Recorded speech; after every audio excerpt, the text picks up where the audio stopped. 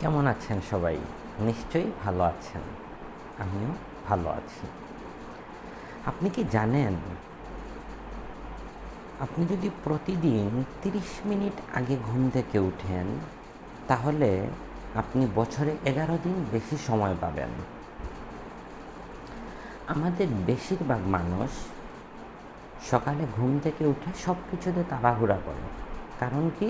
কারণ একটাই, তারা সময় মতো ঘুম থেকে উঠতে পারে না। আমরা অফিসে যাওয়ার জন্য তাড়াহুড়া করি, আমাদের ব্যবসা প্রতিষ্ঠানে যাওয়ার জন্য তাড়াহুড়া করি, আর এইটার মূল কারণ আমরা দেরিতে ঘুম থেকে উঠি। আমরা যদি সকালে ৩০ মিনিট আগে ঘুম থেকে উঠি, তাহলে কিন্তু আমরা ব্যায়াম করতে পারছি, আমরা নিজেকে কিছু সময় দিতে পারছি, একটা ভালো বই পড়তে পারতেছি। এই অভ্যাসগুলো কিন্তু আমাদের লাইফকে পরিবর্তন করে দিতে পারে। অভ্যাস করতে হবে। এই অভ্যাসটা কিন্তু একদিনে কখনোই আসবে না। এই অভ্যাসটা আসতে হলে আপনি প্রথমে রাতে তাড়াতাড়ি ঘুমান। প্রয়োজনে এখন যেই সময়টা ঘুমাচ্ছেন তা থেকে ১০ মিনিট আগে ঘুমান। সকালে ১০ মিনিট আগে ঘুম থেকে উঠুন। এইরকম করে আপনাকে আস্তে আস্তে ৩০ মিনিট আগে ঘুমানোর অভ্যাস করুন এবং সকালে ৩০ মিনিট আগে ঘুম থেকে ওঠার চেষ্টা করুন। এই অভ্যাসটা আপনার শরীর যেভাবে ভালো রাখবে, ঠিক একইভাবে আপনার মন মানসিকতা সব কিছু ভালো রাখবে।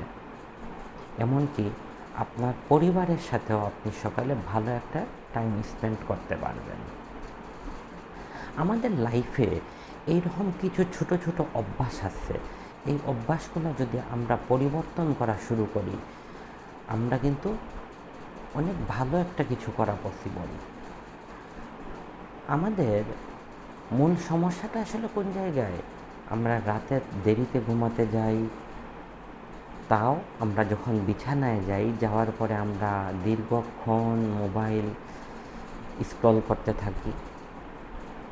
তারপরে আবার রাতে ঘুমাতে দেরি হয়, সকালে উঠতে দেরি হয়। অর্থাৎ আমাদের পুরো মাইন্ডসেট কিন্তু এখানেই পরিবর্তন হয়ে যায়।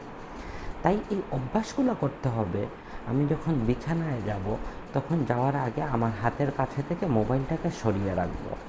একটু দূরে রাখুন, অ্যালার্ম দিয়ে রাখুন, যাতে অ্যালার্মের সাউন্ডটা বন্ধ করার জন্য আপনাকে বিছানা থেকে উঠতে হয়।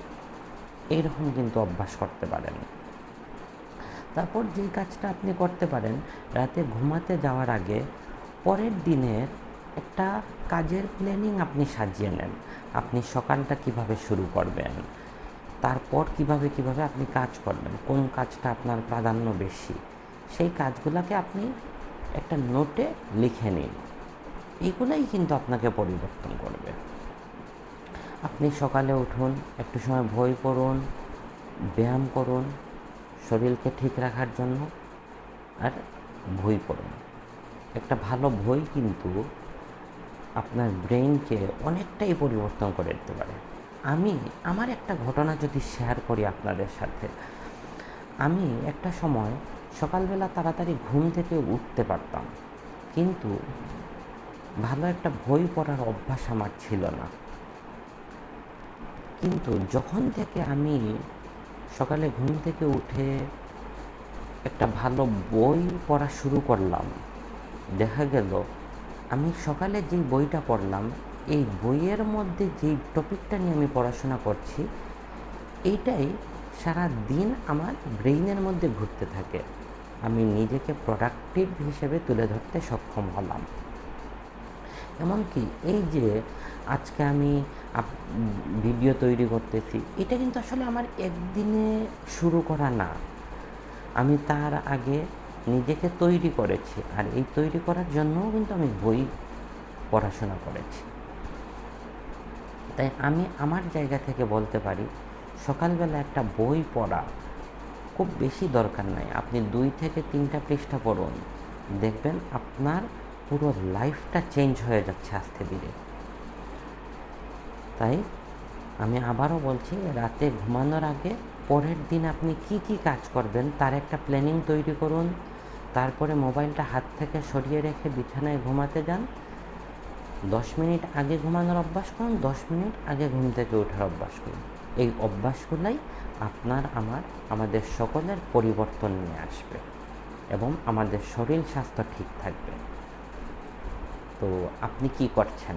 আগামীকাল থেকে 10 মিনিট আগে কি ওঠার চেষ্টা করছেন? কমেন্টের মাধ্যমে জানাবেন। ধন্যবাদ।